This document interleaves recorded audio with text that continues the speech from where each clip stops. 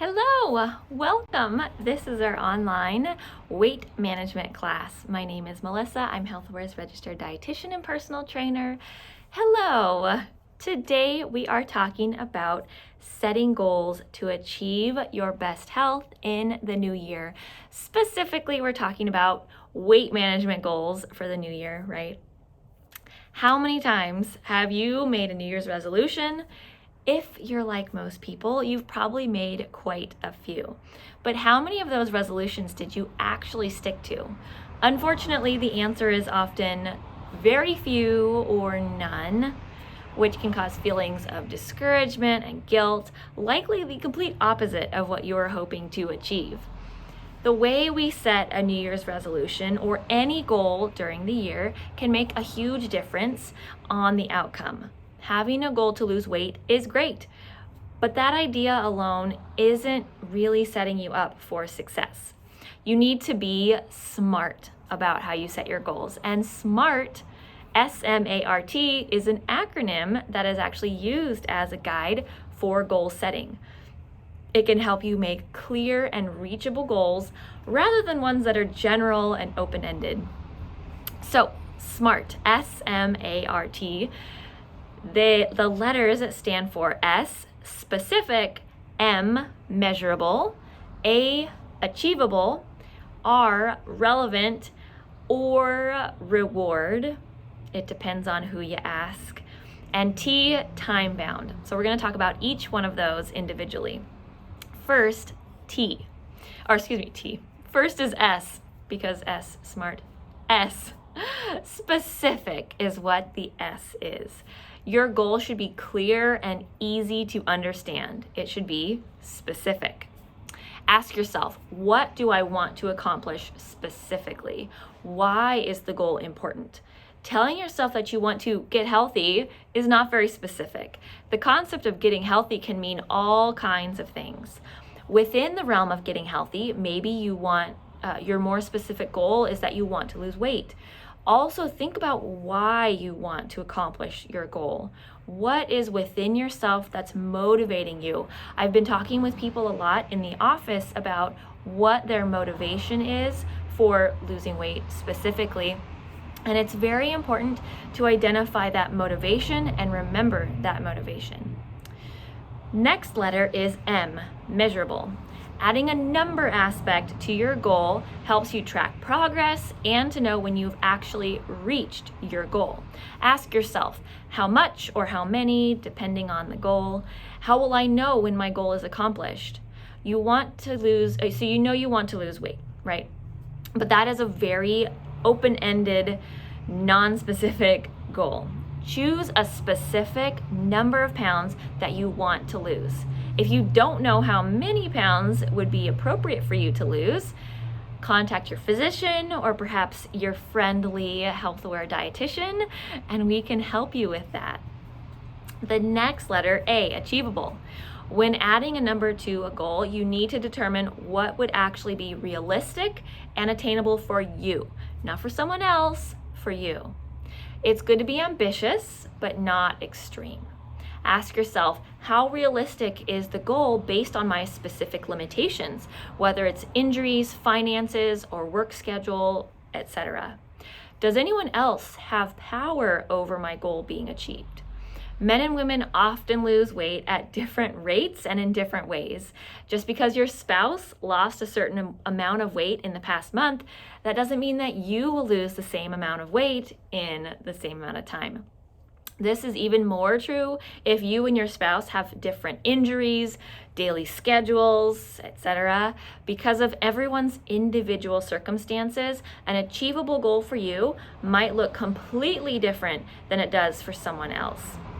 Next is R, relevant or reward. So we'll talk about relevant first. Make sure that the goal really matters to you. Make sure it's relevant to you. It's much less motivating to set a goal that someone else is pressuring you to achieve. Ask yourself, is the goal worthwhile? And is it the right time for the goal? Sometimes life circumstances are stressful and not ideal for focusing on weight loss.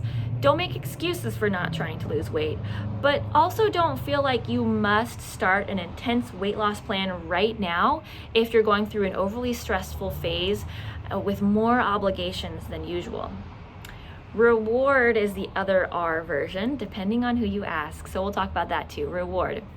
Some people are very motivated by having a reward when they achieve goals.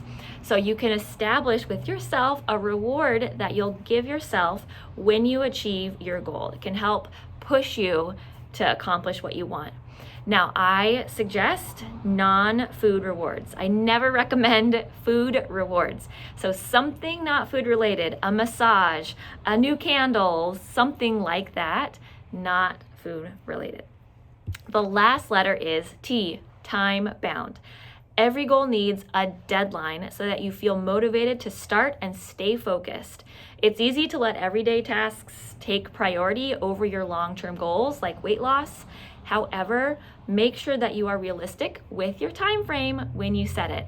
So ask yourself, when do I want to have the goal completed? And when is it realistic to have the goal completed? The recommended reasonable weight loss progression is to lose 1 to 2 pounds per week at most until you reach your goal. Another recommended weight loss progression is to lose 5 to 10% of your current body weight within 3 to 6 months. So with that method, a person who weighs 200 pounds should aim to lose 10 pounds within 3 months or 20 pounds within 6 months. So now that we've talked about all of the SMART letters, what would a SMART goal look like for you? Perhaps specifically about weight loss, or it can be anything for this new year or for today or for this week. So let's talk about that. When writing a SMART goal example would be, I will lose 5% of my current body weight within 3 months.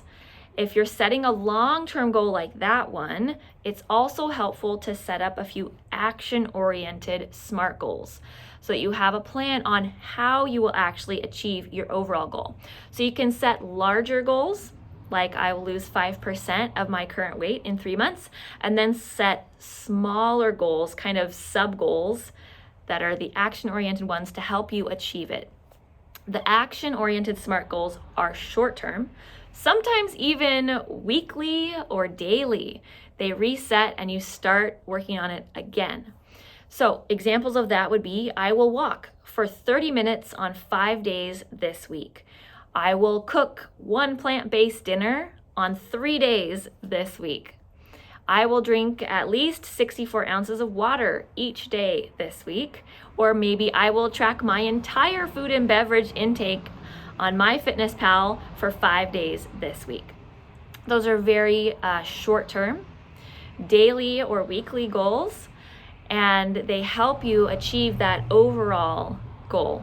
Both of them, if you notice, the long-term and the short-term action-oriented goals, they are all in that SMART goal format. So now it's your turn. Try writing down 1 or more SMART goal that you would like to achieve. It can be a long-term goal or a shorter-term action-oriented goal, or both. If you really want to be a good student, you can do both. Try that out right now. Feel free to share them with me if you want, or let me know if you need help setting your goals or working towards your goals, especially with weight loss. It can be a difficult thing to work on by yourself, so let me know. That's all I have for you today. Short and sweet because it is the holiday season and that is a very busy time for many people. I hope you learned something, be inspired by something today. Let me know if you have any questions, any comments, and I'll see you next time. Bye.